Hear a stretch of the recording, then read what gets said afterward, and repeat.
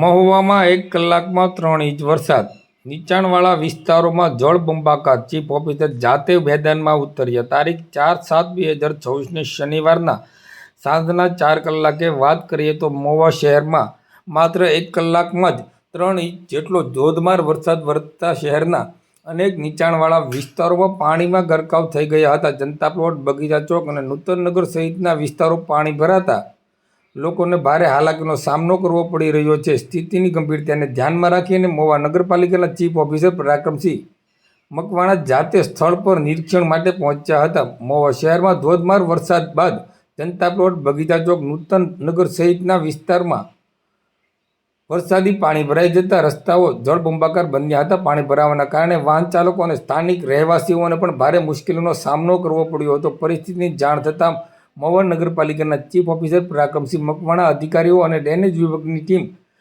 સાથે અસરગ્રસ્ત વિસ્તારોમાં પહોંચ્યા હતા. તેમણે સ્થળ પર કામગીરીનું નિરીક્ષણ કરી કર્મચારીઓને તાત્કાલિક પાણી નિકાલ માટેની જરૂરી સૂચનાઓ આપી હતી.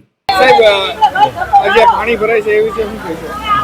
નહીં, આપણે અહીંયા જે છે એક તો ઢાળો ઓલો અહીંયા જોબ એક જાતનો છે કે બધો પાણી જે છે વિસ્તારનું અહીં થઈને અને એનો નિકાલ થતો હોય છે. અને તો થોડા ટાઈમમાં વરસાદ અત્યારે 1.3 ઇંચ ઉપર વરસાદ પડ્યો છે અને અત્યારે સ્ટ્રોમ ડ્રેઇન છે એ અત્યારે જોયું તો એમ બંધ નથી, પાણીનો નિકાલ થઈ રહ્યો છે, ધીમો ધીમો થયો છે. હવે ભવિષ્યમાં કદાચ વધારાની કોઈ ડ્રેન નાખવાની થતી હોય તો એને અમે આયોજનમાં લેશું અને આ બધું જોવા માટે જ આજે વિઝિટ માટે અમે આવ્યા છીએ. એટલે અમને ખ્યાલ આવે કે ભાઈ અહીંયા કયા વિસ્તારમાં શું પરિસ્થિતિ છે અને કેવી રીતે એનો અમે ભવિષ્યમાં નિકાલ કરી શકીએ. સાહેબ, મહુવા શહેરમાં કયા કયા વિસ્તારમાં પાણી ભરાય છે? એક તો આ તમે જોઈ રહ્યા છો કે આટલો જે રોડનો ભાગ છે એ થોડોક ડાઉનમાં છે. ક્યાંક આસોપાલો સ્ટેશનરી પાસે ગાંધીબાગ છે ત્યાં પણ એક લોકેશન ઉપર ભરાતું હોય પણ 1 કલાકમાં ઉતરી જતું હોય છે. બીજું ગાયત્રી ઝુંપડપટ્ટી વિસ્તારમાં પણ થોડું પાણી ભરાવાનો પ્રશ્ન ત્યાં રહેતો હોય છે. અને બાકી નાના મોટા જે કંઈ પણ વરસાદ રોકાય એના અડધી કલાકમાં કે 40 મિનિટમાં નિકાલ થઈ જતો, મતલબ પોલીસ સ્ટેશન પાસેનો વિસ્તાર છે કે એ બધો નિકાલ થતો હોય છે. ઓકે ઓકે, ચાલો. ને તમે કયા વિસ્તારમાં રહ્યો છો ને એટલું બધું? મારું નામ મધુબેન છે ને અમે જનતા પ્લોટ રહી બારકબાગની સામે. અમારા વસ્તીમાં પાણી ભર્યું, રૂમમાં પાણી ભર્યું, કોઈ જોવા નથી આવતું કે આ જોવા. અત્યારે નગરપાલિકા વાળા કોઈને જોવા આવ્યા તો ઠાકણા ખોલીને વેજમાં કોઈ ગળી ગયું હોય તો ત્યાં જાવું ને અહીંયા તો મારા રૂમ સુધી પાણી ભર્યું છે. આ સમસ્યા દર વર્ષે સર્જાય? દર વર્ષે થાય અમને. કોઈ દિન ની કાંઈ દર વર્ષે સોમાને આપણે જેટલો વરસાદ થયો તો એટલો થાય ને જે બહુ વરસાદ થાય તો શું દિશા થાય ત્યાં જાવું. કેવો વિસ્તાર છે ને તમારે અહીંયા અત્યારે શું તકલીફ? મારું નામ મહેતા શિલ્પાબેન મનહરલાલ. આ જનતા પ્લોટ વિસ્તાર છે ને અહીંયા વર્ષોથી પાણી પુષ્કળ ભરાય છે. અમસ્તો વરસાદ પડ્યો હોય તોય પાણી ઘરની અંદર આવી જાય છે. વૃદ્ધો જ્યાં ચાલી શકતા નથી એમને ટીંગાટોળી કરીને અમારે ઉપર લઈ જવા પડે છે. અને બધાના ઘરની અંદર આ જ પરિસ્થિતિ છે.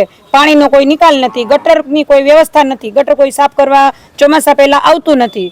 અને પાણી એ ગટરમાંથી ઘરની અંદર એટલી બધી વાસ આવે કે વાત કરોમાં. અંદર જીવજંતુ પણ ઘરની અંદર એટલા બધા નીકળે છે પણ હજી સુધી કોઈ ખબર અંતર લેવા આવ્યું નથી. અહીંયા કોણ ચૂંટાયા છે, કોણ માણસો છે એ હજી સુધી અમને કોઈને જાણ નથી કે અમે એમને ઓળખતા નથી. બેન, તમે નગરપાલિકામાં જાણ કરી ક્યારેક? આવી જાણ અમે 50 વાર કરેલી છે કે અહીંયા પાણીનો નિકાલ થતો નથી. તો આવે છે, ઢાંકણા ખોલીને વયા જાય છે, વળી પાછા આવે છે ને પાછા ઢાંકણા બંધ કરી દે છે. બાકી કોઈ નિકાલ થતો નથી. એ પહેલા એને લોકોએ ગટરો સાફ કરવી જોઈએ તો એ ગટરો સાફ કંઈ થઈ નથી અને થતી નથી. આવે છે, ફાયરિંગ કરવાનું કહીએ તો ગાળ કાઢી ત્યાં બાજુમાં અને જતા રહે. એટલે છોકરા માંદા બીમાર પડે. અમે કહીએ કે ભાઈ તમે લારી લઈને આવો ને તમે ગાળ લારીમાં કાઢો. વરસાદમાં તમારે કેવી તકલીફ પડી? વરસાદમાં અતિશય તકલીફ. ઘરની અંદર સુધી પાણી હતું જે અત્યારે હમણાં જ ઉતર્યું કે 10-15 મિનિટ થઈ હશે અને પછી અમે સાફ કરીને અહીંયા બહાર બેઠા બધા 100-100 ઘર પાસે. હજી પાણી અમુક ઘરની હદની અંદર જ છે, હજી પાણી ઉતર્યા નથી.